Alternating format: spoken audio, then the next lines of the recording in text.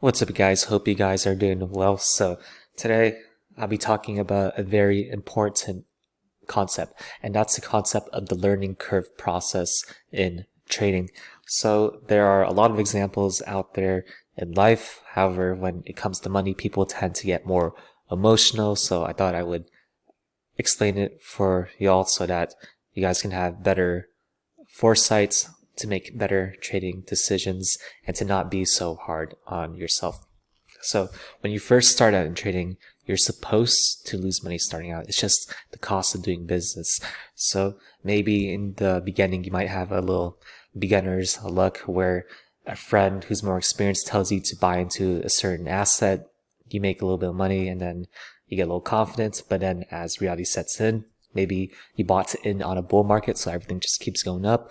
Then you encounter your first bear market, and then you lose all of your gains and more. So you start losing your confidence and money. However, that's just the cost of being in the game. So, for example, in martial arts, maybe you start taking lessons to do it, and in the beginning, you're not like a martial art master, you're not like Bruce Lee starting out.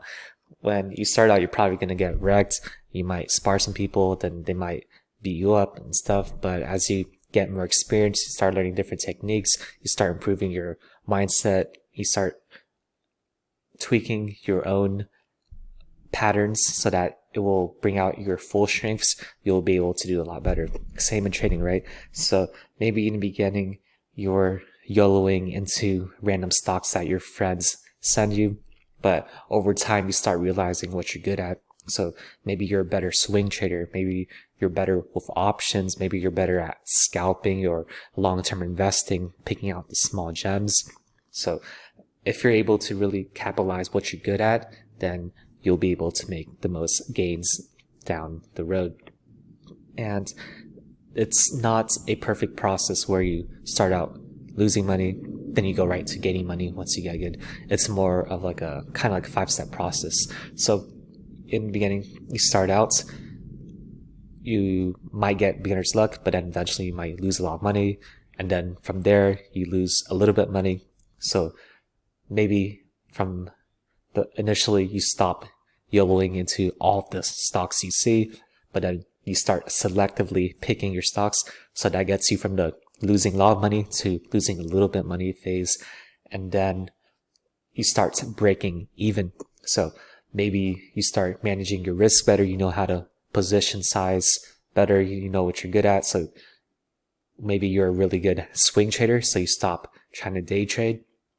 That brings out all the big losses.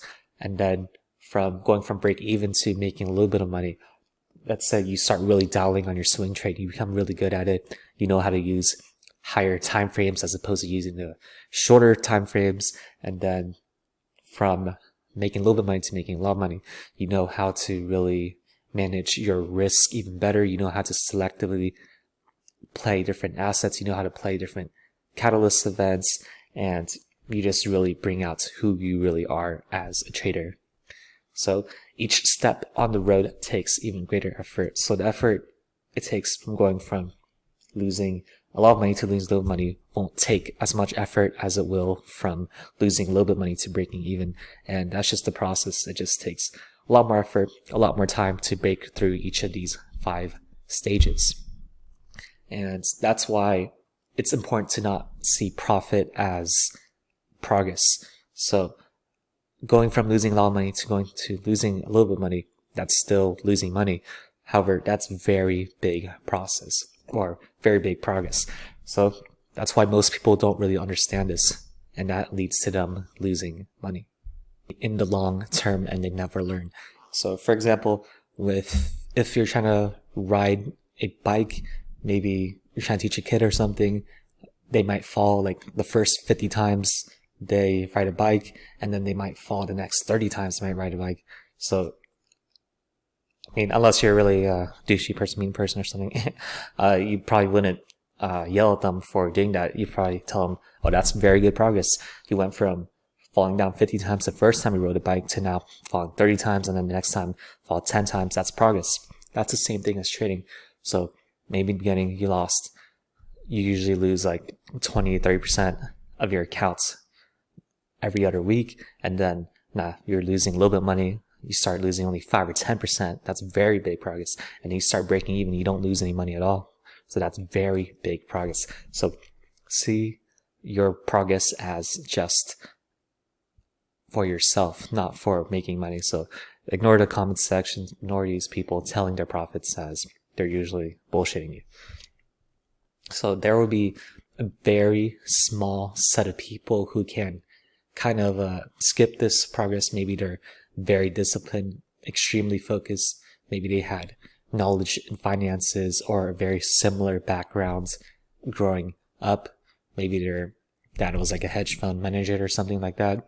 However, for the other 99% people, they will have to go through this progress, this 5-step grueling progress of learning how to be a good trader, learning how to handle their emotions, manage their risk, etc.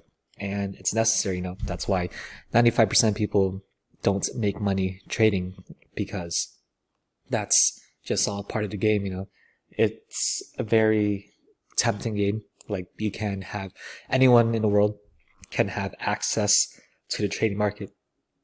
However, becoming actually really good at this trading game takes a lot more effort and time.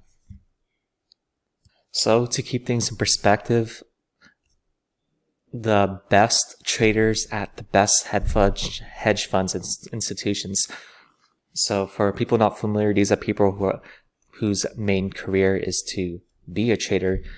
On average, it takes them at least 1.5 to 2 years with the best mentors, the best resources, like millions and billions of dollars being invested to them. At least 1.5 to 2 years to get pretty good at trading. So for a person who's learning it on their own, taking courses, being part of communities and stuff like that, who's trying their best, if it takes you 3, 4, 5 years, that's completely normal, And if you're able to put in the time to slowly get better at the skill, finances will never be an issue for you for the rest of your life. So that's a very interesting or very amazing investment in my eyes, and hopefully for yours. So if you're in the early process of this game, maybe you just started in the losing a lot of money phase, or you're transitioning into the little money phase, or you're at the break-even phase, just know that it is completely normal. It's all part of the process. Just focus on improving 1% weekly and let compound interest work in your favor. So if you're able to work on that one thing, the one thing that you need to do to level up, and you're able to make that part of your habits, then you'll be more than fine. So that one thing will constantly change. Maybe several months ago, it would be not going all in on a random meme stock you saw. Maybe 2 months ago, that would be properly position sizing your capital and allocating it. Maybe a few weeks ago, that would be really zoning in on your strengths and ignoring your weaknesses. Maybe you're a great swing trader, so that means ignoring scalp opportunities. And maybe right now, that would be trying to properly rest, like not trying to trade 24/7 on crypto. And maybe within a couple of months from now, that would be totally something else, like learning how to read the psychological flow or level 2 data in trading a lot better. So the one thing that you need to do to become the next you, the better, best version of trader of yourself, will just keep changing. Just keep working on one thing, focus on that, ignore everything else. So being part of the top 5% that is profitable, not only in trading, but, in fitness, that's why most people don't really have the most optimal body that they want to have. That's why they don't really have the best relationships or the best whatever field they get to. It's because it requires discipline. So the question to ask is whether you want the pain of discipline, of being able to consistently journal, being able to consistently show up the markets, consistently learn and use the feedback you gain, taking these losses and turning them to learning opportunities, or do you want the pain of regret, of constantly being in limbo, of not pushing yourself enough so that you can take it to the next level? So it's ultimately up to you. It's ultimately up to you of whether you want to achieve your dream life or not, because in your heart, you know you really can. It's just up to you to get it. So, hope you guys like this rant, and yeah, talk to y'all next time. Hope it helps.